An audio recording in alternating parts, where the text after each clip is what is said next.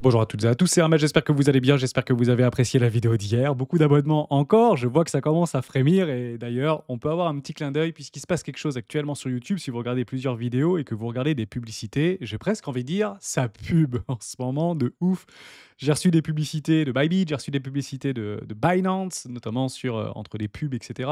Donc ça y est, on y arrive, on est en train de mettre en place les ingrédients, c'est extrêmement positif. D'ailleurs, on l'observe, le cours ne souhaite pas baisser, on va en parler dans cette vidéo. Maintenant, je travaille beaucoup sur la psychologie. Il manque une petite étincelle, un petit quelque chose pour éventuellement tenter de faire switch le sentiment avant de faire de nouveaux plus hauts. Ça, c'est clairement ma perception de marché depuis fin de semaine dernière. Je vous l'ai dit et je vous le redis. Je pense qu'une correction est complètement saine pour le marché supplémentaire. Ce sera juste pour faire switcher le sentiment, faire péter quelques stops et tout ira bien dans le meilleur des mondes. Merci à R pour la Trading Academy. Je vous mettrai tout ça dans le Discord des rois du marché. On commence maintenant.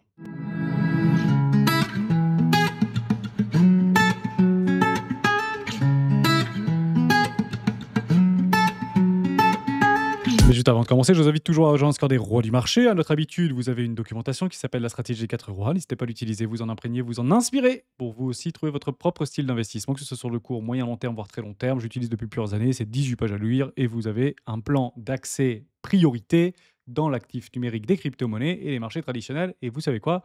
Ça fonctionne et je suis très content de voir dans le Discord que un membre du Discord a pris 2 ou 310% depuis le début du mois. Franchement, c'est juste génial. Bravo à toi. On a également notre Christophen qui nous a partagé quelque chose de très intéressant. Oui, on pourrait, je pense, que le retrouver sur CryptoCompte. Ça, c'est très exactement les investisseurs de moins de 6 mois avec un gain réalisé ou non réalisé, hein. Comment ils sont en termes de profit depuis les 6 derniers mois jusqu'à aujourd'hui. Et en fait, on voit à chaque correction un peu puissante, ici 135%, c'était en 2017, rappelez-vous. Ici 56%, c'était en 2019, là avec Carpe Diem. Ici 73%, c'était très proche des nouveaux plus hauts du cycle précédent. Ici 40%, bon, on avait quand même fait 73% juste avant. Ensuite 37, 40, 31 et actuellement, nous ne sommes qu'à 11%. Alors, si on est qu'à 11%, qu'on est toujours dans une belle cyclicité, est-ce qu'on est déjà parti chercher les enfers? Oui, en fait, on est parti chercher les enfers ici et potentiellement, on est parti chercher les enfers ici. Et au niveau de la traîne, bah, elle est plutôt haussière jusqu'à preuve du contraire. Donc, très positif. Et on peut partir du principe, avant une correction ou une correction peut-être un tout petit peu plus profonde, on va pouvoir faire une petite expansion. En tout cas, personnellement, je le joue. Maintenant, sur du très court terme, vous avez compris, on ne sait jamais. On fait un tout petit tour. Du côté A, juste avant quand même, Order Flow, juste au-dessus, hein, les deux salons que je regarde régulièrement. Du côté de Marsouf, qui renforce mon billet psychologique, ça capitule un tout petit peu là du côté des grosses baleines. Donc moi, tant que les grosses, ça revient pas, et actuellement, vous comprenez bien que ce tout petit rebond qu'on est en train d'observer sur des toutes petites time frames, c'est catalysé par deux types de populations. Un, les 1000, 10 000, deux, les 100 000. Bon, vous avez compris, c'est plutôt les petits portefeuilles, c'est nous, c'est la top monnaie. Et généralement, nous, on se fait mutiler. Je vais être tout à fait clair là-dessus. On ne nous laisse pas gagner, ou en tout cas, on laisse vraiment gagner la minorité. Et c'est pas vraiment très joli ce qu'on est en train d'observer. Donc si les gros essayent de se hedger ou sortent un petit peu du marché pour avoir d'autres confirmations, bah, c'est pas très positif pour le très court terme. Voilà, c'est juste que j'ai envie de vous partager. Maintenant, est-ce que ça veut dire absolument qu'ils ont tort? Non, ils n'ont pas forcément tort. Mais ça va monter moins vite si on attend une résolution imminente, explosive, tout ce que vous voulez, même si on va finir par l'avoir. Et là, je vais vous le montrer. Côté Bitcoin, il ne se passe strictement rien. On vient potentiellement chercher une trend haussière. Pour l'instant, nous n'y sommes pas, mais ce sera toujours dans un environnement baissier pour aller chercher des déséquilibres de marché sur un retracement Fibonacci que vous aurez délimité. Vous prenez votre Fibo, vous allez en bas, on n'est même pas sur le premier arrêt. Au premier arrêt, l'objectif, qu'est-ce que c'est? Si on ne le traverse pas, c'est de faire un nouveau plus bas. Terminé. Donc pour l'instant, dire on va aller plus haut, ça va péter en l'air, faux. On est rentré dans un environnement de range du côté d'Ishimoku Kinkoyo, on l'a vu d'ailleurs mardi avec Géo. On est en dessous Tenkan, en dessous Kinjun, la Chikou est passée dans les prix, pas très positif. La chose qui est plutôt pas mal, c'est qu'on a un nuage ici, un Kumo très élargi, sévère, ça reste haussier, et vous avez des points d'appui qui sont très pertinents. Ici, plate SSB aux 110 000, 111 000 dollars à peu près, puis un autre plat de SSB aux alentours des 105 000 dollars. Alors bien évidemment, si on commence à tout traverser, vous comprenez bien, c'est ça qu'il faut bien comprendre. Si on imagine un truc, vous faites ça, on vient chercher ça, et derrière on vient là. Ici, on vient chercher le premier arrêt, derrière on traverse, on vient travailler là et on fait ça. En fait, dans notre mindset, on sera ultra baissier. C'est ça, switcher le sentiment. C'est exactement ce qu'on avait fait là, si vous voulez. C'est exactement ce qu'on avait commencé à faire là. C'était un petit peu, neutre parce qu'on était dans le nuage. Mais vous comprenez bien que là, le sentiment, il switch. Je dis pas qu'on va y aller. Je dis juste que si on veut avoir une expansion brutale, violente, il faut absolument qu'on puisse mettre un maximum de personnes du mauvais côté. Et c'est que dalle, hein, en termes de baisse. Je vous le dis franchement, ça me fait rigoler, hein. Si on vient en dessous, ça fait -5%. Donc ça ferait du -10, peut-être du -12% sur nos cryptoactifs préférés les plus capitalisés. On peut parler de Chainlink, on peut parler de AAV, on peut parler de ce que vous voulez, on peut parler de Dogecoin notamment. J'avais un play sur Litecoin, je me suis fait stopper avant que ça explose. On l'avait bien piffré encore celui-ci. Malheureusement, je suis passé à côté. On est passé à côté de pas mal de trucs, soit dit en passant. Et ce soir, 21 h, sur le Discord des droits du marché, dans l'onglet Salon Conférences publiques, vous avez Toigny qui prend les rênes pour vous montrer comment on arrive à chiner, chercher, trouver, due diligenter des crypto-pépites peu capitalisées, potentiellement exclusives. Explosifs. Et c'est lui qui nous avait trouvé Spark. Spark, c'est lui, hein. Et il nous en a trouvé 2-3 qui n'ont pas encore explosé. Il vous en parlera ce soir sur le Discord des rois du marché, juste ici, dans l'onglet conférence publique. Et s'il y a du monde, pas de problème. Alors, vous aurez le replay, mais s'il y a du monde, on le mettra également sur YouTube. Comme ça, tout le monde pourra y participer. Voilà, côté un petit peu sentiment, mindset, action de prix. Côté action de prix, je vais vous montrer autre chose qui est très intéressant. Parce que, je vous le dis, une petite perception baissière. J'aimerais bien qu'on vienne gratouiller un petit peu des stops, qu'on se fasse un peu baliser, mais ça, c'est mon côté adrénaline et j'ai un play là-dessus. Donc, moi, j'ai des indicateurs qui me disent si ça vient régler un petit peu les stops, je me positionne, quitte à me faire exploser. Mais j'ai vraiment cette perception-là. Le sentiment est toujours neutre. Je pense pas qu'il manque quelque chose ou grand-chose pour pouvoir l'envoyer juste dans la peur. Hein, ça peut vraiment perdre un petit peu de volatilité et ça basculerait vite dans la peur. Et c'est clairement ce que je cherche pour être, moi, dans la tendance, ici, sur des toutes petites time frames. Et il y a un truc qui se passe quand même parce que ça va pousser et ça peut pousser. Je vous explique pourquoi, c'est extrêmement simple. Vous allez ici dans Over et il y a une fractale qui existe. Je vais vous la montrer ici. Vous voyez des grands traits bleus. Là, là et là. Vous savez, moi, je travaille beaucoup sur la cyclicité des marchés. Et on va se remettre très exactement en août de chaque année post-halving, 2017, 2021, 2025. Et en fait, c'était le moment où ça a explosé. Peut pas être plus précis que ça, hein. Vous êtes ici, très exactement en août, ça explose. Voilà, ça explose littéralement. Donc on dit: «On peut aller un peu plus bas, on peut» peut-être que là, actuellement, on est en hebdomadaire, hein. Peut-être qu'on est là, peut-être qu'on est ici, j'en sais peut-être qu'on est là, j'en ai pas la moindre idée.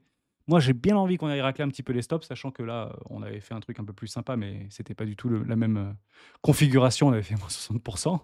Bah oui, il faut de la volatilité. Il faut vraiment aller chercher les gens pour pouvoir faire des belles expansions, comprenez-le comme ça. Derrière, on se remet en 2021. Août 2021, on était parti chercher tout le monde. Derrière, le sentiment était baissier. Je me rappelle comme si c'était hier, hein. Je vous le dis, je m'étais positionné là-dedans en swing et j'avais un gros pavé à mettre dans une zone de rechargement. Et en fait, Bitcoin n'est pas venu dans une zone de rechargement. Sinon, je jouais le swing personnellement. D'ailleurs, la chaîne a été créée à ce moment-là. C'était septembre 2021 pour information. Donc derrière, on a pris le swing parce que là, franchement, tout le monde était baissier. Le monde était baissier. Vraiment, hein. Bon, ok. Donc on se retrouve en août 2021, on explose littéralement. Sachant qu'il y avait déjà beaucoup de monde, hein, qui était arrivé sur le marché, il y avait beaucoup d'euphorie, enfin c'était un peu sympa. Et on a switché le sentiment parce que c'est très facile pour les nouveaux entrants de faire switcher le sentiment très rapidement. On se retrouve dans la même situation, on est début août, on est actuellement en train de faire quoi? Bah, tout simplement un petit trou dans le déséquilibre de marché juste là. Est-ce qu'on peut aller un peu plus bas? En fait, on s'en fout d'aller à plus ou moins plus bas, plus ou moins 5%, c'est pas du tout important. Moi, ce que je dis juste, c'est que ça, on va tout exploser en l'air. Voilà. Mais pour qu'on puisse exploser tout en l'air, il faut ce petit switch du sentiment et je ne le vois pas. Je vous le prouve pourquoi je ne le vois pas, en tout cas au sein de la communauté des rois, parce qu'on fait des sondages. Et le sondage, il est là. Sondage swing trader Bitcoin court terme. Vous faites quoi sur la consolidation actuelle de Bitcoin? J'attends une petite correction, vous êtes 27%. Je suis déjà en position nouveau plus haut imminent, vous êtes 37%. Et ici, je reste à l'écart pour le moment, pas de swing pour moi, 36%. Donc je pars du principe que ceux qui sont à l'écart, c'est soit ils sont pas traders, hein, je peux le comprendre, soit ils sont pas swing traders, soit ils attendent vraiment le 100 et une magnifique entrée, une position d'entrée pour pouvoir se positionner. Donc on peut éventuellement tenter de les enlever. Ça veut dire qu'on se retrouvait dans du 60-40 à peu près. On se retrouvait 60%, on est en position longue imminente to the moon, et j'attends une petite correction supplémentaire, on serait à peu près 40%. C'est ça que ça veut dire en réalité. Ça ne veut pas dire beaucoup plus de choses que ça. Donc, on peut l'extrapoler. Et c'est ça qui m'invite à penser que s'il y aurait une parité et de revenir sur une forme de parité, je trouve ça vraiment pas mal. Voilà, mais vous le voyez de toute manière sur différents sondages, vous le voyez de toute manière sur les réseaux sociaux et sur le sentiment, on est bel et bien neutralisé actuellement sur les 54, 50, 52, et cetera. Ah, j'aimerais bien qu'on le switch ce sentiment, mais ce sera considéré comme une opportunité, soyez complètement conscients. Droit de douane. Donald Trump annonce des taxes supplémentaires de 25% sur les importations depuis l'Inde. Pourquoi? Parce qu'il continue à acheter massivement des produits pétroliers et pétrochimiques russes. Ils vont pas arrêter de le faire. Ce qui est intéressant également, c'est que ça doit être tout simplement dans une forme de négociation, parce que Donald Trump a prévu la semaine prochaine, suivant les dires de la Maison-Blanche, d'une rencontre en face à face avec Vladimir Poutine. J'espère que ça se passera bien. Paris, un professionnel de la crypto-monnaie agressé dans un palace des Beaux-Quartiers. Eh oui, ça continue. C'est vraiment malheureux de lire ce genre de choses. Et le problème, c'est que c'est clairement ça qui fait des gros titres. On voit plus un professionnel de la crypto-monnaie se faire agresser dans un palace des Beaux-Quartiers plutôt que Bitcoin a passé les 120 000 $. Vrai ou faux? Posez-vous cette question. Vrai ou faux? Bon, vous avez compris. Si on doit prendre en considération clair que, il y a une petite musique derrière, c'est très mignon, que actuellement les médias ont pris position et ont pris part littéralement de l'écosystème cryptographique de Bitcoin, en tout cas en France, la réponse est non. En Europe, la réponse est non. Je continue, hop, j'enlève ça. Je continue. Stratégie Coinbase, pump, le recours collectif s'accumule contre certaines entreprises cryptographiques. Et effectivement, Coinbase, par rapport à... Alors, c'est des petits problèmes au niveau de la biométrie, sur des KYC. Niveau stratégie, ce sont des actionnaires. Alors, ce ne sont pas les nouveaux actionnaires qui se sont mis plein les fouilles. C'est plutôt des anciens actionnaires qui se sentent peut-être un petit peu floués par rapport à un manque de transparence et de structure par rapport à la proposition stratégique de MicroStrategy par rapport à des achats massifs de Bitcoin. Donc, il y a un recours collectif, je ne le prends pas forcément en considération. En revanche, côté Pump Fund, ça, on peut le prendre en considération. Ils se font attaquer, en fait, Pump Fund, tout simplement, par rapport à des promesses non réalisées, par rapport à une opacité totale vis-à-vis de leur protocole, par rapport à... Bon, ok, on peut le prendre en considération, mais ça, je le mettrai dans la case des mauvaises nouvelles qui doivent s'accumuler pour avoir un marché baissier. Pour l'instant, ça reste très isolé. La seule petite chose que j'aimerais vous rappeler, oui, j'ai un billet très haussier, oui, je pense que c'est imminent, et je renforce d'autant plus mon billet, comme quoi c'est imminent, et ça doit être imminent, parce que ça va probablement pas bien se passer en 2026. Et tous nos indicateurs, ça devient assez alarmant, hein. Tous nos indicateurs très clairement avancés nous expliquent qu'on n'est pas dans une bonne situation par rapport à la valorisation des marchés. Surconcentration des indices par rapport aux valeurs technologiques. Actuellement, la consommation des ménages est en baisse par rapport à l'année 2024, notamment vis-à-vis des États-Unis. Alors, il y avait eu 0,5, 1,4, une contraction notamment due aux fortes importations. Donc, comme on a pris les importations, on a fait moins 0,3 et pop, maintenant vous avez tout importé, donc vous pouvez vendre sur le sol américain, bam, on prend 3%. En réalité, si on doit prendre la moyenne pondérée, on serait à 1,4% de croissance et la fois précédente à 0,5% de croissance. En fait, en moyenne, depuis le début de l'année, on est bas, hein. On est super bas en fait, hein, parce que ça fait moins de 1% en réalité. Donc inférieur de 1% par rapport à la croissance des États-Unis, par rapport à tout ce qui est en train de se passer et notamment de la valorisation des indices boursiers, même si vous avez raison, c'est beaucoup aussi à l'international, et cetera, notamment les pays émergents. Ouais, mais les pays émergents, c'est la Chine, c'est le Brésil, c'est l'Inde et il y a Donald Trump qui est en train de les fracasser. Donc, c'est toujours pareil. Un boycott de ces populations par rapport à des produits américains, ça peut aller très vite. Si on part du principe qu'aujourd'hui, la poule aux œufs d'or de Apple, ça va être l'Inde, la poule aux œufs d'or de Apple, ça peut être la Chine, la poule aux œufs d'or de... C'est le Brésil, c'est l'Indonésie. S'il se met tout le monde à dos, partez du principe que ça va assez... Mais vous voyez, même 3-4% de ventes en moins, c'est dramatique en fait pour des entreprises comme Apple, etc. Donc ça, il faut franchement le prendre en considération sur des indicateurs avancés et ne pas faire l'autruche pour dire non, ça va bien se passer, il va réussir son coup, etc. Hein, en fonction de ce que l'on voit, pas en fonction de ce que l'on croit. Ce que l'on voit actuellement, c'est qu'il fout la merde.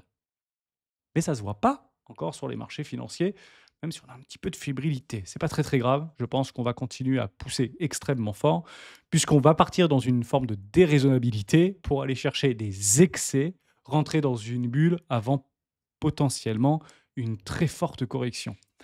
Partez toujours du principe qu'il y a une forme de corrélation et de symétrie entre la volatilité des marchés financiers.